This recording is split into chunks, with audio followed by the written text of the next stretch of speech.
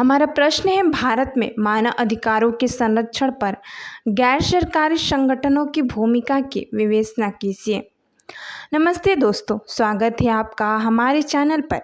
आज हम बात करेंगे भारत में मानव अधिकारों की रक्षा में एनजीओ की महत्वपूर्ण भूमिका की, आसान भाषा में उदाहरणों के साथ, ताकि आप समझ सके कि ये संगठन आम लोगों की ज़िंदगी कैसे बेहतर बना रहा है।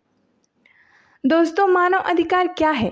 ये वो बुनियादी अधिकार है जो हर इंसान को जन्म से मिलते हैं, जैसे जीने का अधिकार, समानता, शिक्षा, स्वास्थ्य, बोलने की आज़ादी और भेदभाव से मुक्ति।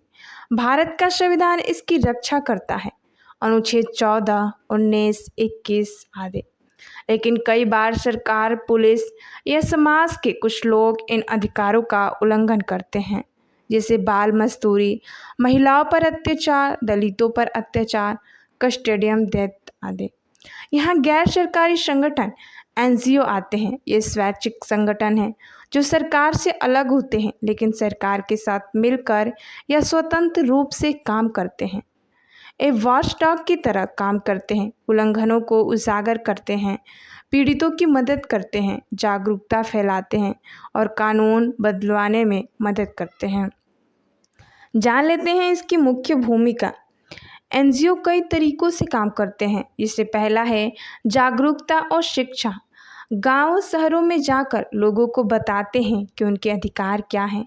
स्कूलों में मानव अधिकार शिक्षा वर्कशॉप, कैंपेन चलाते हैं। उदाहरण के लिए महिलाओं को घरेलू हिंसा के खिलाफ आवाज़ उठाने की ट्रेनिंग देते हैं। दूसरा है मॉनिटरिंग और रिपोर्टिंग। उल्लंघनों की जांच करते हैं, रिपोर्ट बनाते हैं, मीडिया और कोर्ट में ले जाते हैं, जैसे कस्टोडियन टॉर्चर या फेक एनकाउंटर की रिपोर्ट। तीसरा है कानूनी मदद।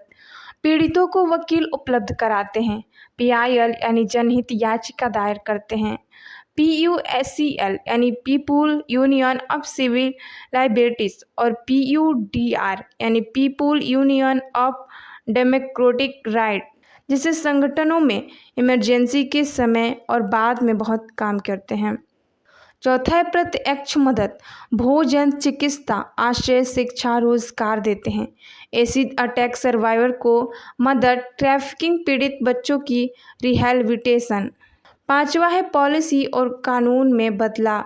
सरकार पर दबाव डालकर नए कानून बनवाते हैं। विशाखा वर्सेस राजस्थान केस में महिलाओं के यौनिक उत्पीड़न के खिलाफ गाइडलाइंस बनी, जो बाद में कानून बने। छठा है विशेष समूहों की मदद। महिलाएं, बच्चे, दलित, आदिवासी और विकलांग लोगों की ये मदद करते हैं। अब जान लेते हैं इसके महत्वपूर्ण उदाहरण को। कैलाश सत्यार्थी और बचपन बचाओ आंदोलन, बाल मजदूरी और ट्रैफिकिंग के खिलाफ काम। फिर इन्हें नोबेल पुरस्कार मिला और हजारों बच्चों को इन्होंने स्कूल भेजा। मिलन फाउंडेशन गरीब लड़कियों को सशक्त बनाती है और 40,000 प्लस बच्चों को अब तक मदद कर चुके हैं। एसिड सर्वाइवर साहस फाउंडेशन ASSF एसिड अटैक पीड़ितों को इलाज, रोजगार और न्याय दिलाती है। Child in need institute CINI गरीब अशिक्षा के चक्र को तोड़ने में यह काम करती है। Human right law network HRLN कई राज्यों में ये कानूनी लड़ाई चल रही है।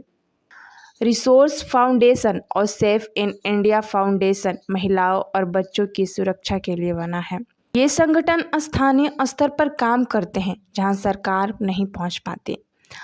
अब जान लेते हैं इसकी चुनौतियों के बारे में। एनजीओ को कई समस्याएं आती हैं। इसमें पहला है FCRA कानून, यानी ये कानून किस पे रोक लगाता है, ये जान लेते हैं। विदेशी फंडिंग पर सख्त नियम। कई एनजीओ पर लाइसेंस रद्द हो गया, काम प्रभावित हुआ। सरकार कहती है कि पारदर्शिता के लिए, लेकिन आलोचक कहते हैं कि ये आवाज़ दबाने के लिए इस्तेमाल हो रहा है कानून।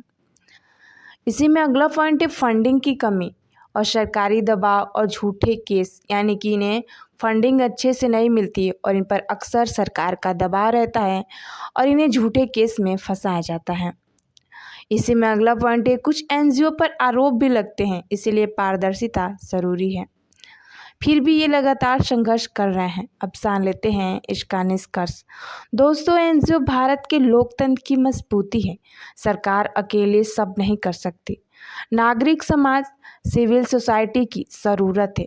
हम सबको इनका समर्थन करना चाहिए। जागरूक रहें, मदद करें या खुद छोटा योगदान दें। अगर आपको वीडियो अच्छा लगा तो लाइक, शेयर, सब्सक्राइब करें। कमेंट में बताएं आपका पसंदीदा एनजीओ कौन सा है, या कोई सवाल हो तो ज़रूर पूछें। धन्यवाद। जय हिंद।